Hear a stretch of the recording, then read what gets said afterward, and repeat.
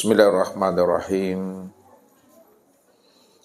Assalamualaikum warahmatullahi wabarakatuh.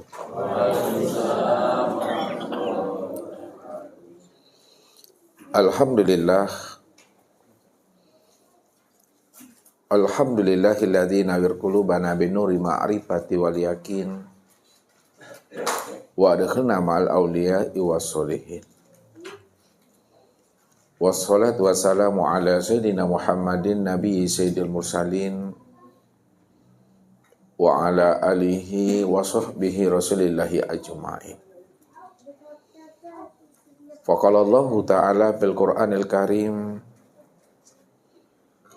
A'udzu billahi minasyaitonir rajim. Bismillahirrahmanirrahim. Sanurihim ayatina fil afaq wa fi anfusihim hatta yatabayyana lahum annahul haqq. Wa bil ardi ayatul lil mukminin wa fi anfusikum afala tubsirun. Balil insanu ala nafsihi basir. Wa'lamu anna fikum Rasulullah. Sadaqallahul azim. Bapak Ibu, saudara-saudaraku dan anak-anak kami jamaah tauhid yang dirahmati Allah. Bahwa kehidupan kita di alam dunia ini akan berakhir ditandai dengan kematian. Dan kematian itu merupakan suatu takdir yang telah sempurna Allah tetapkan kepada masing-masing hambanya. Tidak bisa dimundurkan dan tidak pula bisa dimajukan walaupun itu sesaat. Fa iza jaa ajaluhum la yastakhiruna sa'ata wa la yastaqdimun. Apabila telah sampai ajalmu, ketetapan dan ketentuan yang telah aku sempurnakan kepada dirimu telah berakhir, kata Allah. La yastakhiruna sa'ata wa la yastaqdimun. Sesaat pun tidak bisa dimundurkan dan tidak pula bisa dimajukan. Karena dia tetap berjalan di atas takdir dan ketetapan Allah. Begitulah Allah menjanjikan itu dengan janji yang sudah hak dan yang benar. Karena itu adalah ketetapan dan ketentuan Allah yang telah Allah tuliskan 50.000 tahun sebelum adanya alam.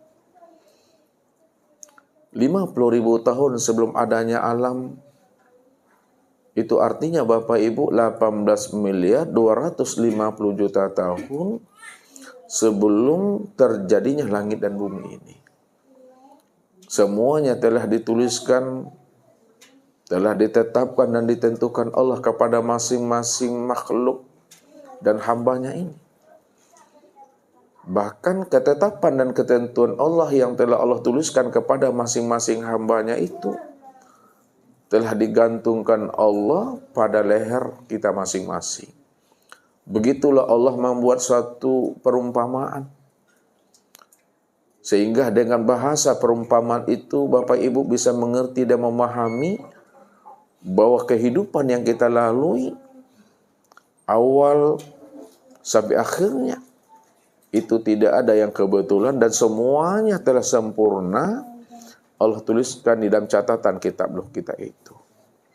Ini yang Allah katakan kepada kita. Wa kullal insan alzamnahu ta'irahu fi unukihi. Masing-masing insan, setiap diri manusia ini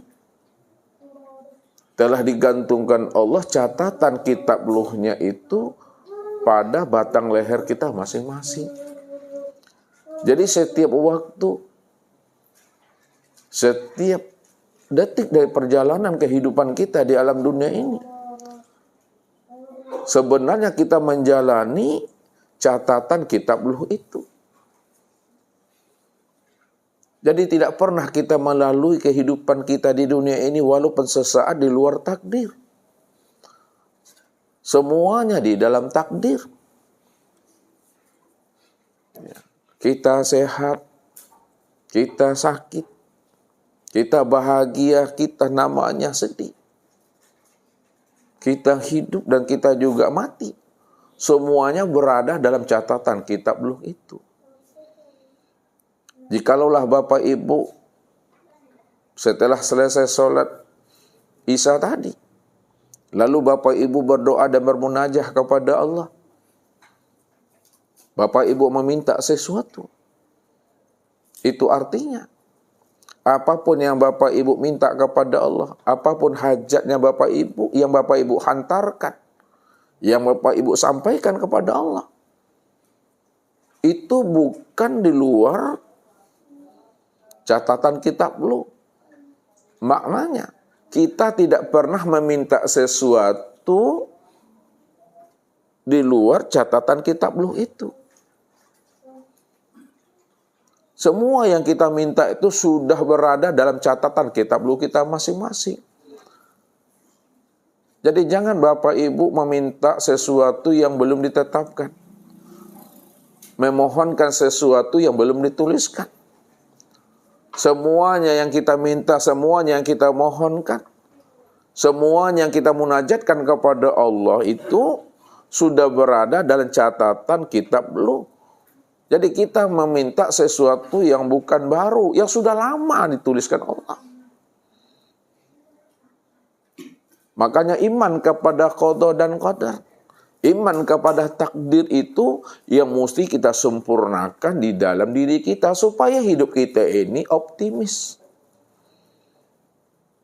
Mampu kita berjalan dan meniti di atas jalan hidayah dan petunjuk Allah itu. Tapi apabila iman kita kepada qada dan qadar tidak sempurna Bapak Ibu, dipastikan kita ini hidup menjadi orang yang pesimis. Mudah stres, mudah putus asa, mudah galau. Kalau bahasa ustadznya galau itu panyang-panyang lalek Bapak Ibu. Lalek itu panyang, itu galau itu. Lelet dia. Akhirnya apa? Tidak siap dia menerima ketetapan ketentuan Allah. Dibuatnya lah permusuhan dengan Allah di situ. Ya, dibilangnya Allah tak sayang, dibilangnya Allah itu benci kepada dirinya. Kenapa dibilangnya Allah itu tak sayang, benci, Allah berlaku zalim kepada dirinya? Karena apa yang menjadi hajat dan keinginan tidak sesuai dengan harapannya. Padahal dia itu sudah bermohon, bermunajat dan berdoa kepada Allah. Tapi apa yang menjadi permohonannya juga belum didengar dan belum nyata wujud permohonan itu dikabul Tuhan. Inilah orang yang selalu berputus asa. Jadi karena Allah itu maha tahu dan Allah itu maha mengerti Bapak Ibu apa yang menjadi keinginan kita, apa yang menjadi hajat dan kebutuhan kita. Itu artinya biarkanlah Allah yang akan mengambil keputusan terhadap apa yang Allah tentukan kepada diri kita. Ya, apa yang menjadi harapan kita itu biarkan Allah yang mengambil keputusannya. Karena Allah itu maha tahu, Allah itu maha mengerti dari segala urusan, setiap hajat, harapan dan keinginan kita. Jadi kalau sudah diserahkan diri kepada Allah, Bapak Ibu, jangan ikut serta pula mengatur apa yang telah Allah atur kepada diri kita. Ya. Jadi kalau kita ikut serta pula mengatur apa yang telah Allah atur kepada kita, berarti kita belum mantap penyerahan diri kita kepada Allah secara totalitas namanya.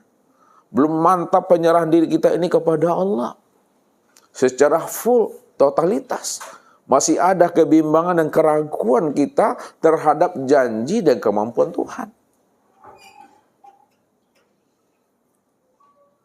Padahal semua yang kita lalui di alam dunia ini, kita sebenarnya menjalani suatu cerita Tuhan. Kenapa kita melalui dan menjalani semua itu sebagai bentuk cerita Tuhan?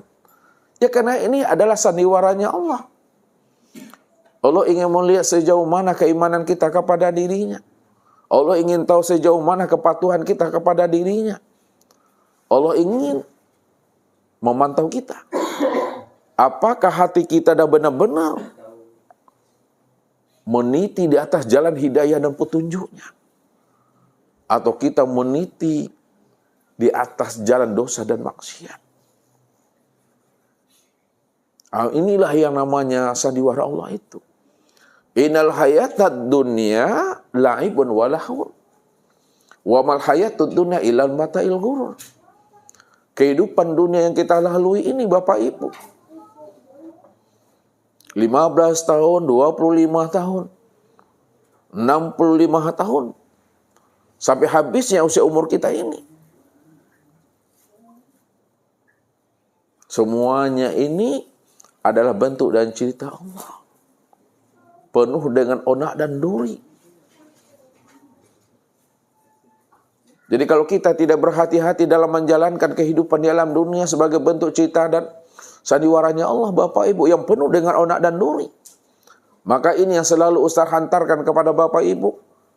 Kalau tidak karamnya Bapak Ibu, minimal nyui itu. Ya. Lalu bagaimana supaya kita tidak karam dan tidak hanyut? Maka menitilah ke dalam diri.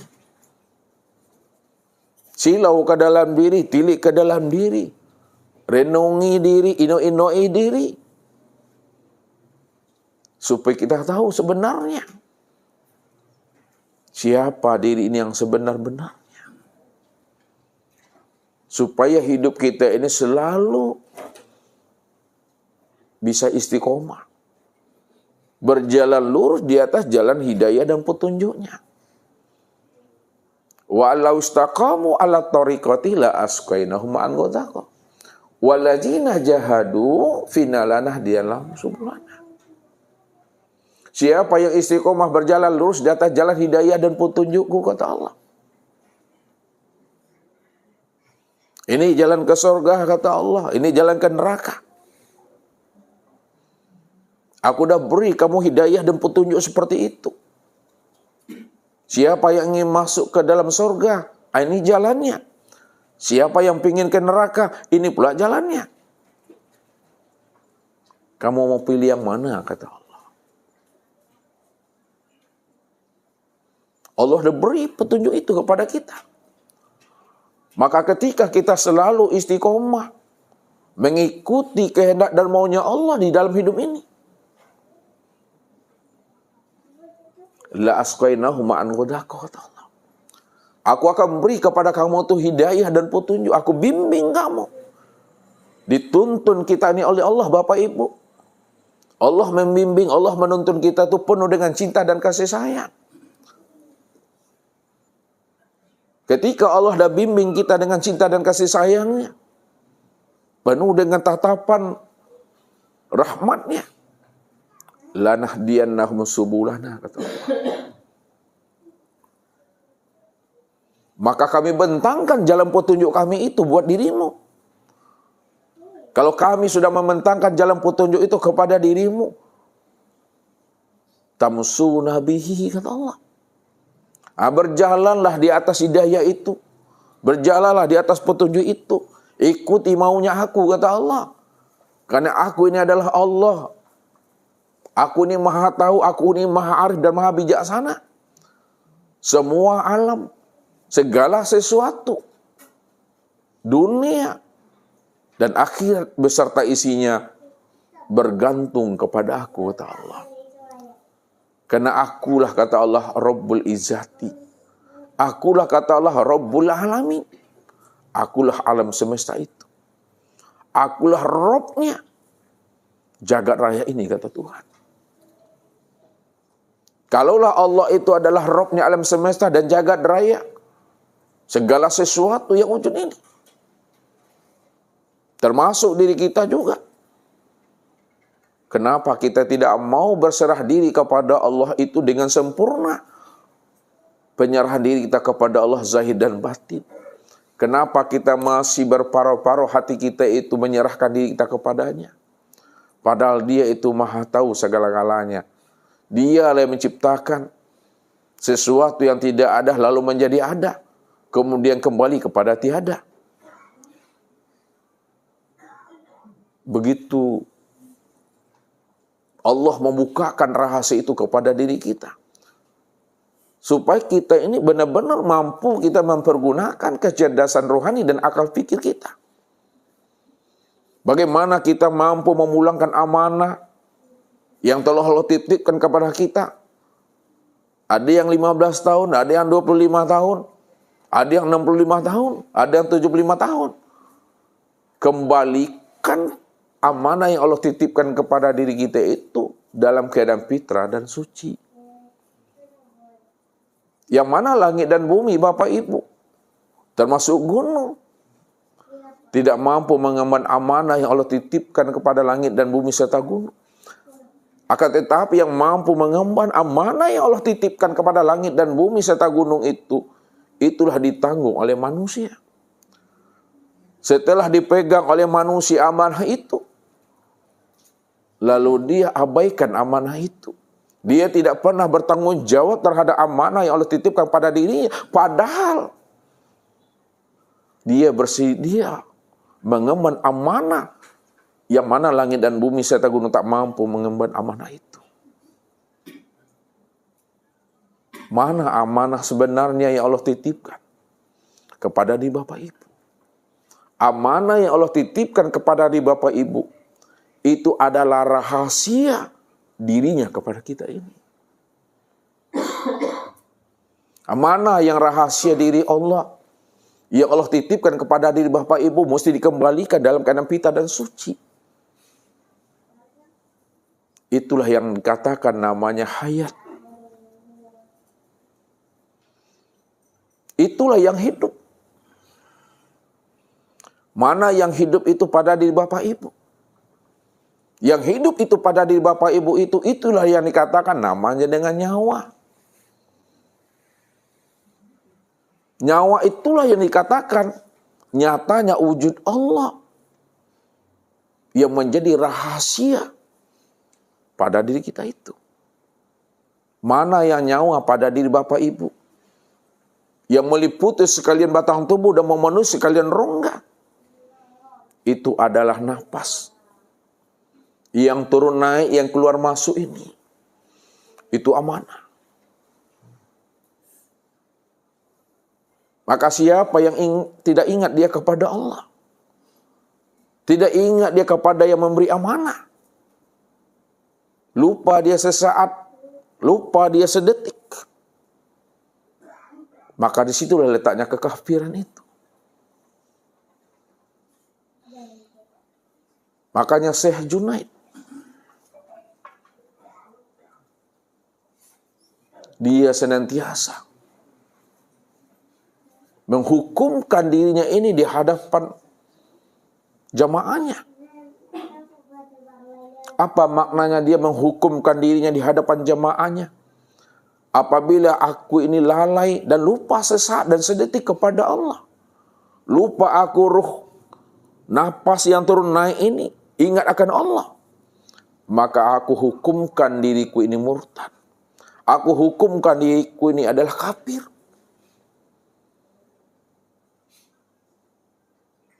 Begitulah sebenarnya orang arifin itu. Takut dia terputus ikatan rohaninya dengan Allah. Takut dia terputus tali Tuhan itu pada dirinya. Mana yang tali Tuhan itu pada diri Bapak Ibu? Tali Tuhan pada diri Bapak Ibu itu adalah kuliman la ilaha illallah. Kuliman la ilaha illallah pada diri Bapak Ibu itu yang mana? Di mana duduknya? Kali la ilaha illallah itu pada diri Bapak Ibu. Itulah yang disebut pada napas itu. Pada turun dan naiknya napas. pada keluar dan masuknya napas. Masuknya hu, keluarnya Allah. Naiknya hu, turunnya Allah. Itu yang dikatakan waqtasimu bihablillah. Berpegang teguh kamu dengan tali Allah. Tali Allah itu la ilaha illallah. Pada diri Bapak Ibu itu napas yang turun naik ini, yang keluar masuk. Makanya Nabi katakan, man akhraja nafasim bi ghairi li zikrillah fahuwal mayyit. Kal hayawan dunal baqarah fahuwal khinzir. Siapa yang napasnya, yang turun naik, yang keluar masuk tidak ingat dia akan Allah, maka sesungguhnya dia itu adalah bangkai. Bangkainya itu kata Rasul, kal hayawan. Sama seperti bangkai hewan. Namun hewannya itu kata Rasul, dunal baqarah. Bukanlah bangkai sapi. Akan tetapi, fahuwal khinzir. Maka dialah yang dikatakan namanya bangkai babi. Binceleng alias kondia. Itu dia. Maka orang yang napas turun naik, keluar masuk tidak berzikir, itu hakikatnya kata Rasul, babi itu. Tidak mengenal Tuhannya. Ini yang dikhawatirkan oleh ulama-ulama kasab, ulama-ulama arif billah, seperti Syekh Junaid ini. Apabila hatiku ini lupa mengingat Allah, rohaniku lupa mengingat Allah, aku hukumkan diriku ini murtad dan kafir di hadapan Allah. Kenapa? Karena takut terputusnya tali Allah itu di dalam dirinya. Mana yang napas itu? Napas itulah yang dikatakan namanya ruh. Rahasia wujud hu. Hu itu aku itu. Rahasia wujud aku. Makanya Allah katakan wa yas'alunaka 'anir ruh qul ruh min amri rabbi. Mereka bertanya kepada engkau hai Muhammad tentang ruh. Maka katakan kepada mereka hai Muhammad, beri jawabannya hai Muhammad.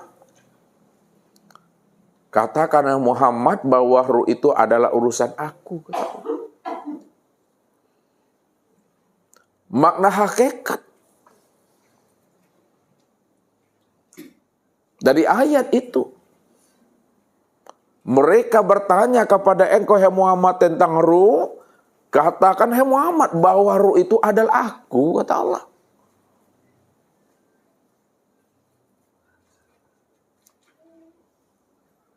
Kalau aku tak wujud pada dirimu,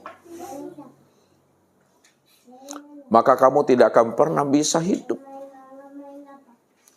Kan akulah yang hidup pada dirimu itu. Kalau aku yang hidup pada dirimu, maka akulah yang melihat itu. Akulah yang mendengar itu. Aku yang berkalam itu. Aku yang mengetahui, berkuasa dan berkehendak itu.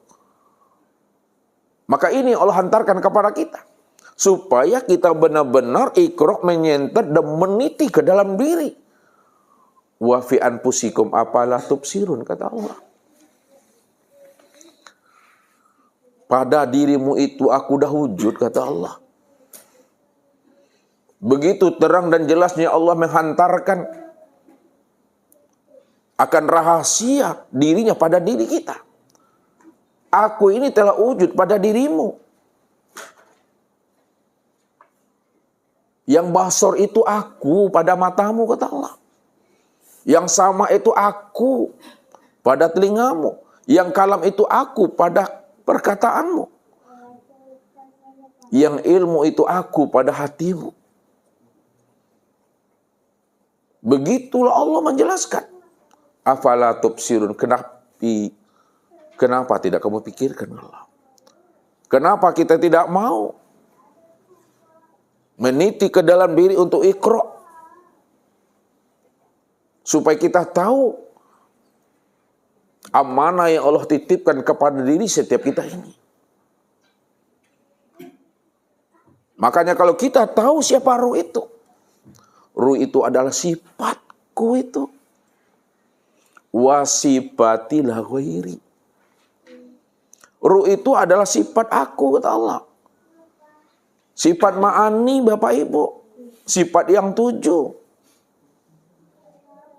Sama, basar, kalam, ilmu, qudrat, iradat, dan hayat. Wasifatilah ghairi. Sifatku itu ya tiada lain aku. Kalaulah sifatku itu tiada lain aku, maka akulah yang sama tuh, akulah yang basar tuh, akulah yang kalam itu, aku yang ilmu, aku yang qudrat, iradat, dan hayat, kata Allah.